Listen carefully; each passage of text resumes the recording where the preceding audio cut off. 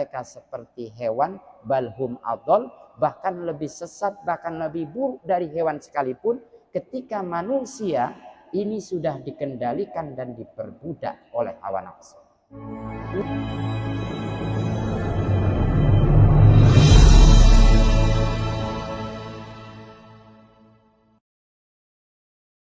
Pengaruh hawa nafsu dalam ketaatan itu samar, tersembunyi, tidak nampak. Kadang dia muncul di tengah-tengah ketika kita melakukan kebaikan. Baru muncul dia.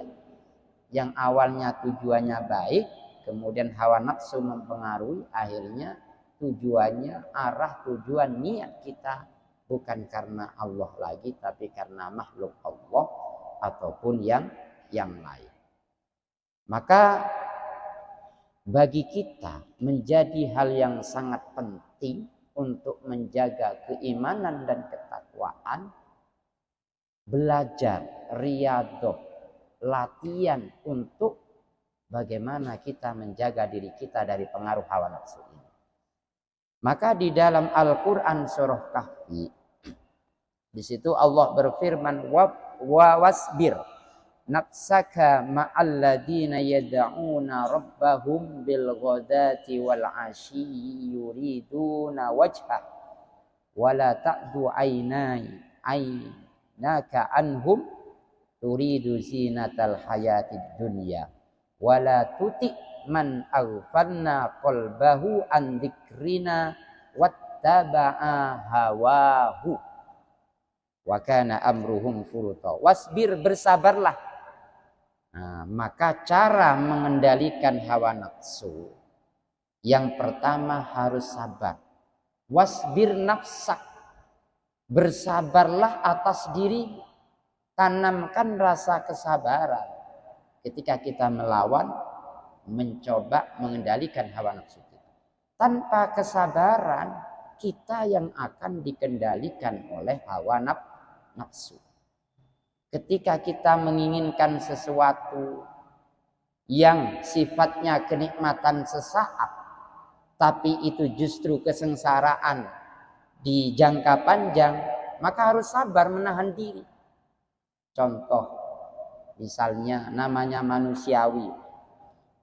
Kita ingin sesuatu, ya naudzubillah, mengambil hak orang lain, atau melakukan naudzubillah perzina, itu kan dorongan nafsu, kenikmatan yang sesaat yang akan membawa kesengsaraan jangka panjang. Wasbir nafsak, maka bersabarlah ketika ada tarikan, dorongan hawa nafsu dalam hati. Sabar. Ma'alladina yad'una rabbahum bil ghadati wal 'ashyi. Di ayat ini kita diperintahkan agar kita bersabar untuk senantiasa bersama orang-orang yad'una rabbahum, orang-orang yang mengajakmu kepada kebaikan, orang-orang yang mengajakmu untuk dekat kepada Allah, bil ghadati wal 'ashyi, baik di waktu pagi maupun petang. Artinya apa? Kita harus sering-sering dekat dengan orang-orang yang soleh, dengan orang-orang yang ahli ibadah, dengan orang-orang yang ahli ilmu. Supaya apa? Membentengi diri kita dari pengaruh hawa nafsu. Wasbir nafsak, dan itu membutuhkan kesabaran. Bapak-bapak, ibu-ibu sekarang duduk di masjid ini, tanpa kesabaran tidak akan bisa bertahan. Kenapa? Karena nafsu ini selalu mengajak kita untuk keluar dari ketaatan. Waktu berharga, di rumah sudah nunggu. Kenapa saya harus duduk-duduk di masjid? Butuh sabar. Jadi sabar itu merupakan salah satu cara kita untuk membentengi, mengendalikan hawa nafsu yang akan mempengaruhi diri kita. Yuriduna wajhah, orang-orang yang soleh, orang-orang yad'una rabbahum, yang mengajak kalian untuk selalu dekat dengan Allah. Yuriduna wajhah, dengan harapan, dengan keinginan untuk meraih ridho Allah. Jadi sabar terhadap diri bukan untuk yang lain tapi untuk mencari ridho Allah. Nah, ketika kamu sudah dekat, berusaha bersama berkumpul dengan orang-orang soleh, wala ta'du aynaka anhum. Jangan sekali-kali engkau berpaling penglihatanmu dari mereka. Artinya jangan jauh. Jangan jauhi orang-orang yang membuat kamu semakin dekat dengan Allah. Dekati terus. Itu yang akan membentengi diri kita dari pengaruh hawa nafsu. Turidu zinatal hayatid dunya. Allah ingatkan wala ta'du anka anhum. Ya. Kadangkala dalam kebaikan itu atau kita berkumpul dengan orang-orang baik itu ada ujian, ada cobaannya. Turidu nazinatal hayatid dunya. Kita sering diuji dengan keindahan dunia. Karena alasan dunia, harta, pekerjaan dan lain sebagainya, sehingga kita tidak bisa menyempatkan waktu kita untuk duduk dekat bersama orang-orang yang membawa kita dekat dengan Allah Subhanahu wa ta'ala. Maka banyak ayat-ayat Al-Quran yang mengingatkan kita akan hakikat dunia. Dunia ini penting. Kenapa? Karena dunia akan menjadi sarana untuk sampai ke akhirat. Tapi di banyak hal dunia ini sering membuat kita diperbudak oleh hawa nafsu. Dunia ini sering membuat kita itu semakin jauh dengan Allah Subhanahu wa ta'ala. Keindahan dunia, zinatul hayatid dunia, keindahan kehidupan dunia itu memang kenikmatan, keenakan. Tapi kalau kita terlena, maka kenikmatan itu menjadi yang sesaat, tapi akan membawa kesengsaraan jangka panjang. Kalau tidak sengsara di alam dunia, sengsara di alam kubur, akhirat dan seterusnya. Wal iyadu billah. Mudah-mudahan kita bisa menjadi orang-orang yang sabar dan tidak terlena terhadap dunia. Jadi makanya kita itu dianjurkan untuk meminta rezeki yang halalan thayyiba. Bukan yang halal yang banyak, tapi yang halal yang baik. Artinya rezeki yang kita dapatkan itu rezeki yang halal yang baik, berkah. Rizki yang membawa kita kebaikan, rizki yang membuat kita semakin dekat dengan Allah Subhanahu wa ta'ala. Karena apa? Karena harta jabatan itu seringkali membuat kita justru lupa dengan Allah. Membuat kita justru lupa dengan teman dan saudara kita. Nah, ini yang harus kita waspadai. Kemudian di lanjutan ayat ini, kalimat dalam surah Al-Kahfi ayat 28 terkait hawa nafsu. Setelah Allah memberikan tips, ya, sabar dekati orang-orang yang soleh. Kemudian Allah di sini mengingatkan kita, wala tuti man aghfanna qalbahu an dzikrina wattaba'a hawahu. Wala tuti, dan janganlah engkau taat ikuti man aghfanna qalbahu, orang yang membuat hati kita lalai an dzikrina, untuk zikir ingat kepada Allah. Janganlah engkau ikuti, janganlah engkau taati, turuti orang-orang ya yang akan membuat kita lalai an dzikrina, dari zikir kepada Allah Subhanahu wa ta'ala. Wattaba'a hawahu, dan orang-orang atau sesuatu yang membuat kita menuruti hawa nafsu kita. Itu wala tuti, jauh. Kenapa? Karena ketika diri kita dikendalikan oleh hawa nafsu, maka tidak ada harganya diri kita itu di hadapan Allah Subhanahu wa ta'ala. Dalam diri manusia itu kan terdapat sifat-sifat hewani. Hewani itu ya rakus dan seterusnya. Nah, ketika sifat dalam diri kita itu yang justru nampak hewani bukan manusiawi, maka bisa jadi kita itu lebih buas daripada hewan sekalipun. Makanya orang-orang yang tidak menggunakan matanya untuk melihat kebenaran, tidak menggunakan pendengarannya untuk mendengarkan aspirasi rakyat misalnya, kebenaran, kemudian tidak menggunakan hatinya untuk mendekatkan diri kepada Allah. Di dalam Al-Quran dijelaskan balhum adol, ulaika kal an'am. Allah mengatakan mereka seperti hewan, balhum adol, bahkan lebih sesat, bahkan lebih buruk dari hewan sekalipun, ketika manusia ini sudah dikendalikan dan diperbudak oleh hawa nafsu. Ulaika kal an'am. Allah menyamakan diri kita dengan hewan, bahkan lebih rendah dari hewan itu. Maka yang terpenting dari nasihat Ibnu Athaillah di sini, bagaimana kita memahami hawa nafsu sehingga hawa nafsu itu tidak menguasai diri kita. Maka Rasulullah Shallallahu Alaihi Wasallam bersabda dalam sebuah hadis yang diriwayatkan oleh Anas bin Malik, salatun muhlikatun wa salatun munjiyatun, kata Rasulullah. Ada 3 perkara muhlikatun yang akan merusak diri kita, yang akan merendahkan diri kita, yang akan menjatuhkan kita di hadapan Allah, bisa jadi di hadapan manusia. Wa salatun munjiyatun, ini terkait dengan nafsu.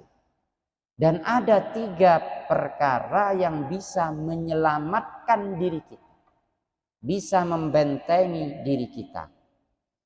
Kemudian fa'amma salatun muhlikatun, apa ketiga perkara yang merusak diri kita, yang merusak hati kita, yang merusak akal sehat kita. Orang kalau sudah dikuasai hawa nafsu, itu akal sehatnya tidak akan berjalan dengan baik. Melakukan sesuatu biarpun dilihat banyak orang, biarpun di depan media, rasa malu itu sudah tidak ada lagi ketika diri kita sudah dikendalikan oleh hawa. Masalah dalam minggu ini kan salah satunya di situ. Ketika hawa nafsu itu menguasai diri kita, tidak lagi ada rasa malu, tidak ada lagi rasa empati. Kita doakan Allah memberikan jalan yang terbaik untuk kita semuanya. Apa 3 perkara yang akan merusak seseorang? Yang pertama kata Rasulullah, syuhun muta'ud, kerakusan, ya, sikap rakus, muta'un, yang dituruti. Allah kasih jabatan, kurang. Allah kasih kelebihan harta, kurang terus, masih rakus, tidak pernah merasa cukup, rakus. Allah sudah memberikan bagian dirinya yang cukup, masih mengambil bagian hak orang lain. Rakus, sukun itu rakus atau bahil. Bahil itu apa ya? Tidak mau memberikan, tidak mau berbagi. Itu bahil. Suhun muta'un, ketika kita itu dihinggapi kerakusan, dan kerakusan itu adalah hasil dari peran hawa nafsu yang masuk, yang mempengaruhi hati kita. Maka muncullah suhun muta'un, sikap kerakusan. Nah, ini sifat hewani, bukan manusiawi lagi. Suhun muta'un, maka ketika kita dihinggapi kerakusan dalam hal duniawi, maka semuanya akan rusak, semuanya akan buruk di hadapan Allah Subhanahu wa taala, dan tentunya di hadapan manusia. Wa hawa muttabi'un, dan hawa nafsu yang selalu diikuti, bisikan hawa nafsu yang selalu dilayani, ini akan merusak kita. Tadi di awal saya katakan hawa nafsu itu dorongan kepada hal-hal yang negatif, dorongan setan. Maka ketika kita kita kan ada nafsu, ada nurani, Pak. Nurani itu bisikan positif. Coba misalnya ada uang, ada dompet atau HP orang lain yang ditaruh di tempat kamar mandi. Dia sedang masuk ke kamar mandi. Terus tiba-tiba dalam hati kita ada dorongan hawa nafsu. Wah, ini gak ada orang, saya ambil. Ketika kita mengambil sesuatu milik orang lain, mencuri lah. Pasti ada suara hati nurani yang memberontak, yang kontras. Bisikan hati ini, hati nurani pasti mengatakan itu tidak baik. Ada resiko. Itu punya orang lain, bukan punya kamu. Ini kan terjadi tarik menarik. Makanya kita, Allah yang sudah bekali kita dengan akal, itu fungsinya bagaimana kita bisa memilih mana dorongan setan, mana dorongan malaikat. Jadi Allah itu, para jamaah, itu sebenarnya memberikan pilihan. 2 pilihan kepada hambanya.